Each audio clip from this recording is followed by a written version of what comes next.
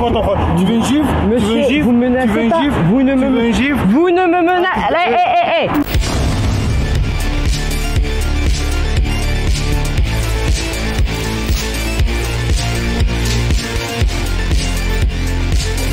En fait, ce qu'il faut savoir, c'est que le cerveau a tendance à raisonner en termes de groupe. On s'en rend pas forcément compte. Moi, par exemple, là, je suis au volant de ma voiture et sans forcément en avoir conscience, je vais me sentir un peu plus proche des automobilistes que si j'étais en trottinette, à pied ou en vélo. Et en fait, ce mécanisme va m'amener, même de manière temporaire, à être un peu plus tolérant, plus sympa envers les automobilistes et à m'opposer, à me sentir différent des personnes qui vont occuper un autre mode de déplacement. Et en fait, c'est tout un mécanisme qui va, en bout de chaîne, amener au fait d'avoir des stéréotypes, d'en exprimer. Donc des stéréotypes positifs sur son propre groupe pour le valoriser et des stéréotypes négatifs sur les autres groupes pour les dévaloriser. Donc on va par exemple retrouver chez les automobilistes parfois des stéréotypes qui vont dénigrer les cyclistes en les voyant comme étant des bobos de gauche. On peut des fois avoir des communautés qui vont être très fortes, donc par exemple des gens qui vont se définir comme motards au quotidien, qui vont partager beaucoup de choses, beaucoup de temps, ou des gens qui vont être très pro-voiture et vraiment se créer un univers. Mais on peut aussi très bien, dans la vie de tous les jours, être automobiliste le soir, être en vélo l'après-midi et se retrouver piéton en fin de journée. Et en fait, ce phénomène va nous amener à jongler entre différents groupes et à endosser différents rôles sociaux, voire différentes identités, qui peuvent parfois apparaître opposés ou en tension.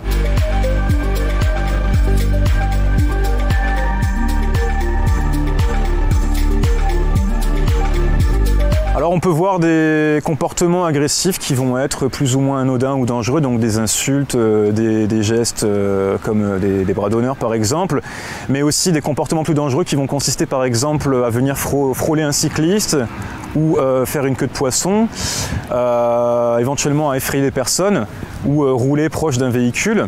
Et en termes psychologiques, ça peut aussi se concrétiser par le fait de déshumaniser les personnes qu'il y a sur la route, leur retirer leur caractère humain. Si la personne qui est devant nous et qui nous agace est perçue comme n'étant pas un être humain, on va plus facilement pouvoir exprimer cette colère envers elle. On aura moins de culpabilité à le faire.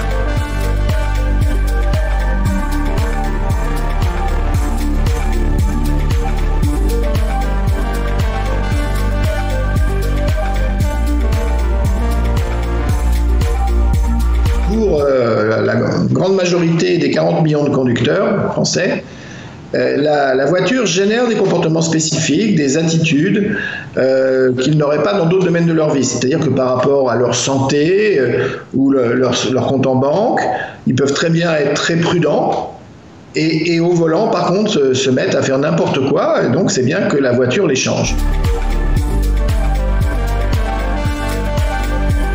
La voiture de nos grands-parents, l'archétype qui était la 2 chevaux, vous communiquiez avec le monde extérieur, vous entendiez tous les bruits, tous les klaxons, toutes les sensations de vitesse, les chaos, etc. Donc vous étiez vraiment sur la route. La façon dont sont faites les voitures aujourd'hui coupe toutes les sensations venant du monde extérieur. Et je veux dire, c'est une seconde maison où comme on a mis de la musique, des écrans, si ça continue, les constructeurs vont vous mettre des écrans géants et des barbecues. Donc, alors du coup, le problème, c'est que l'autre n'existe plus.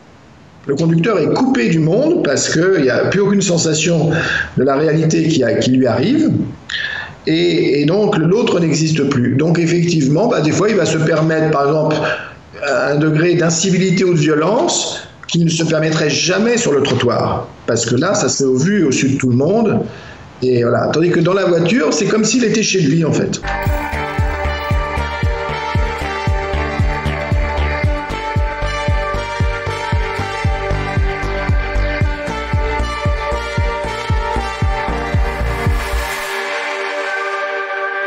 Même si la voiture est en train de devenir de moins en moins importante dans les déplacements des grandes villes, elle occupe encore une large partie de l'espace, y compris à Paris. 50% de l'espace public à Paris est occupé par la circulation et le stationnement automobile, alors qu'elle représente moins de 10% des déplacements.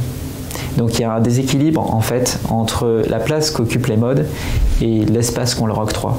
Et aujourd'hui, on souhaite rééquilibrer les modes de déplacement, on souhaite mieux partager la rue, mais les conditions de sécurité, d'une cohabitation sereine, ne sont pas réunies en fait la plupart du temps. Et c'est ça qui peut expliquer pourquoi les conflits s'exacerbent.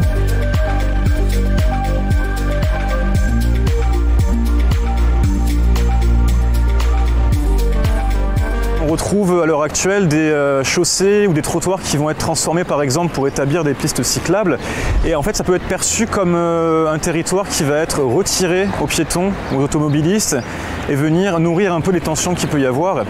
Et dans certains cas on peut aussi avoir le sentiment, à tort ou à raison, que certains droits vont être octroyés à certains usagers au détriment d'autres.